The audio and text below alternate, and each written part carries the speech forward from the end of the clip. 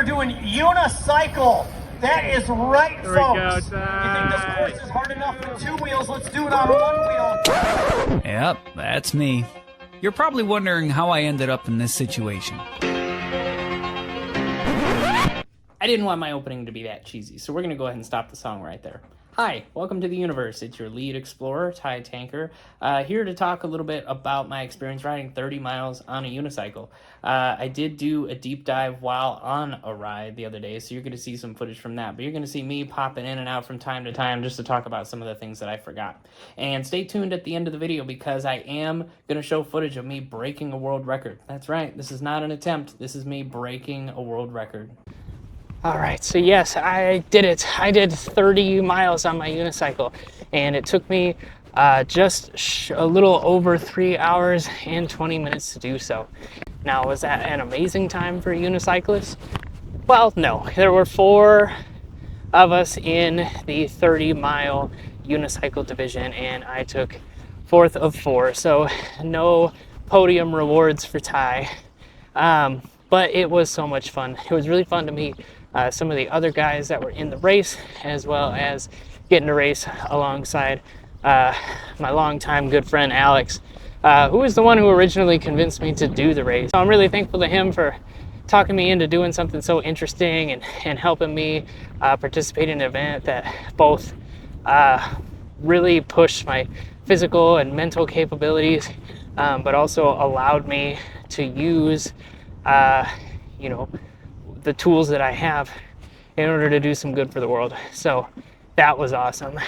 The race. So there were so many things that made the race difficult besides just riding 30 miles on a unicycle. The first being the type of terrain that I was on. Now I knew that I was going to be on gravel. That was no surprise. But what did surprise me is just how sloped the whole road was. You're going to see some footage of me riding, but what was really difficult about it is that if I wasn't directly on top of the lane in the dead center of the road, then I was riding at an angle. And the GoPro that I was using has really good auto leveling, auto horizon leveling to make sure that my video is looking straight on. And I think it just goes to show how significant the slope was on that road, that what you're still looking at is a video of me riding practically 90 degrees tilted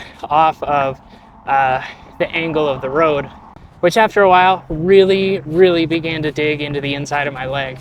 Now normally I have a lot of leg pain during the first mile or 2 that I start on the unicycle, and I'll get off and I'll stretch my legs and then I'll be fine for like the remainder of my race. Like, there really is no end to how important a good warm-up is. And I really didn't get to do a good warm-up immediately preceding the race because it took so long to line up all the racers at the starting line, and so my legs felt kind of cold going into it. But as soon as I started riding, I felt really good. I didn't think that I needed to take that initial break, but as I would find out around the first time that I did stop to get off the unicycle, that my legs were really killing me, specifically the inside of my right leg where it meets my body, just because of all of the friction that I was getting from leaning hard to the left to try to stay balanced. Around mile 10, it really felt like I was gonna have a hard time finishing the race. And indeed, the whole race was difficult, but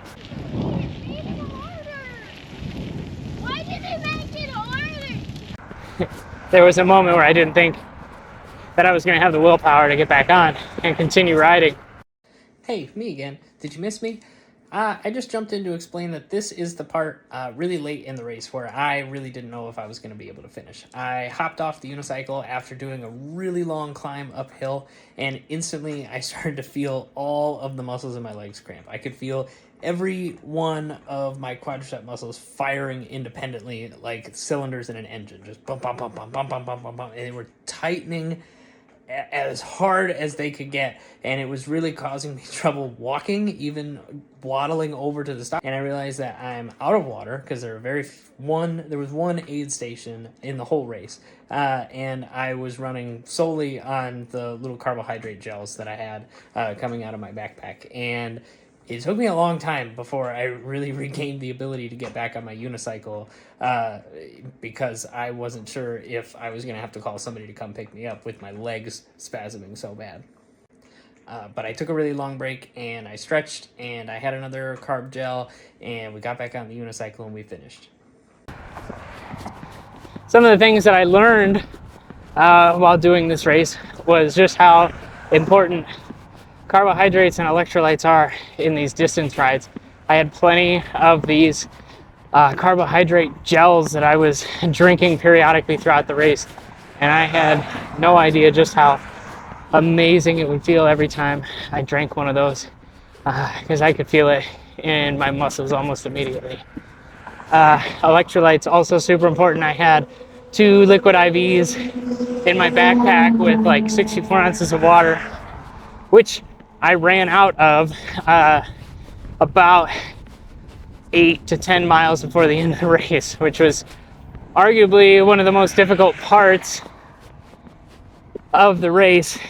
Thankfully, there was one aid station for the entire 30 miles, and it was at the top of a hill, which is so steep and so massive that it causes a lot of the less seasoned bikers to have to get off and walk their bikes. So there were plenty of times during the race when I was walking my unicycle, either because there was just such a big hill in front of me and it was just not doable because of the scale, or because it just wasn't worth the energy to try to pedal up, knowing that I really wanted to take advantage of how easy going downhill would be. There were some points during the race where even going down the backside of a hill was not even enjoyable because of how hard it was to go up. I was warned that there was going to be quite a bit of elevation change during the race, but I had no idea. The people that do this race regularly are sadists, to say the least. It felt like I was going uphill most of the entire race, just straight uphill. And there were brief periods where I would start to slope downwards, and I would get a little relief from the awful cramping that was happening in my calves. But by and large, I spent most of the race really fighting these big uphills.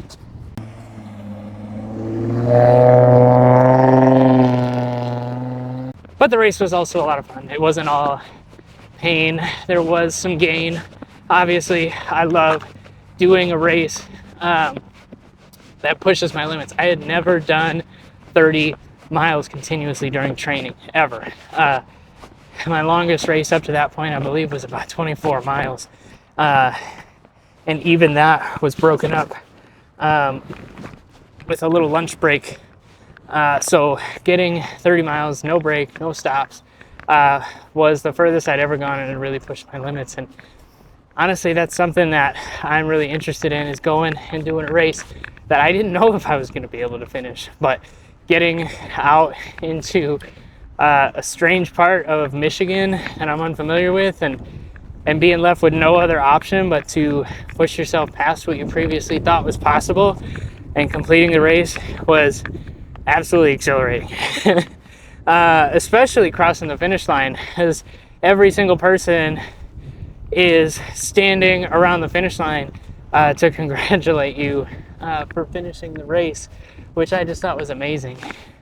I'm sure being one of the top contenders in the bicycle division makes things a little bit more competitive amongst racers, but me being a unicycle, I really was no threat to anybody, and so everyone was just super nice to me. Almost every single biker had something nice to say as they were passing me on the trail. Unicycle. And another one. Hell yeah, brother. Yeah. Hell yeah. You're my hero of the day. Very impressive. You're a beast for doing that. I don't know how you do it. You rock, buddy, you rock. Yeah, partner. Great job. Awesome, dude. Good job, good job. Get it, Uni. Good job. Thanks. Get it, man. Get it. Very cool, man. Thanks. Good job, buddy. Thanks. Reckon. Oh yeah, get it. Yeah, unicycle. Yeah. Get it. Good bad. job. You. That's awesome, man. You're killing it. Thanks. Awesome. Woo-wee. Fun, fun, fun. Good job. You're a madman. Man, that is amazing. You are awesome. Keep it up. Including dozens more that I didn't include in the montage. And so that really helped keep me going as well. So, needless to say, the race really was so fun. And I will consider doing it again next year, hopefully with this nice new mount. But it is really heavy on my head. I'm not sure that I could film this way for a whole 30 miles, but I'm sure it would be nice to get a different angle on the race that I was doing that is a little more personal than just filming directly in front of me the whole time. And hopefully next time I get audio the whole time. My audio seemed to cut out about 15 miles into the race, and so half of it I have audio for and half of it I don't. And that's just the way it is. Nothing you can do about it. Technical stuff happens, and I had a lot more to worry about than whether my mic was on. All right, everybody, now is the moment that you've all been waiting for. The moment when I, Ty Tanker, your lead explorer of the universe, is going to break the world record for the most money donated on a unicycle by a single person at one time, if any of that matters for clarification. And we'll submit it to Guinness and see if they accept it, because why not? Charity's awesome. So this will be the first time that I'm figuring out how to do this. I did create an account earlier that is going to allow you guys to donate to the universe or through the universe to Camp Kesem. I did set a personal fundraising goal of $2,000, and I am about to go ahead and donate $1,000 in one go. So halfway to my imaginary goal, but it's going to go so far to help out Camp Kesem. So let's take a look. We'll go to Safari. I am on the donate.kesem.org page, and if you want to donate through my fundraising page, I'll put the link on screen that you guys can follow to do that. But I am choosing to donate to the Augustana chapter of Camp Kesem because that is the Kesem chapter that I participated in, and I really think that they need more help than Camp Kesem Nationals as a whole. So let's take a look. We're gonna make a one-time donation of $1,000. And I'm gonna do this in memory of my friend Thomas Hageman, who's no longer with us, but I think if he's looking down on us right now, he's really happy of his goofy friend who raised a bunch of money to donate on his unicycle. Looking down completely at my phone and not at the road seems pretty dangerous. Okay, it's gonna allow you to donate using Apple Pay, PayPal, Venmo. Let's go ahead and do Apple Pay. Let's see what happens if I just look at it with my face.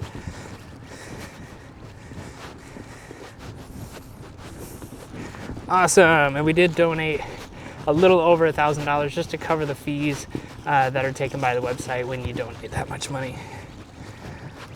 Awesome. That's amazing. $1,000. That is, as far as I'm concerned, a world record and just a huge moment to celebrate because it's been a hard couple months of training, an amazingly hard unicycle race, and being able to donate this much money at once is just so cool. But thanks for watching, you guys, as we wrap up this chapter on the universe. Thank you also to every single person who donated to make this big donation possible. I'm going to try to list all their names on screen here as we come to a close. But thank you guys for watching. Go explore the universe.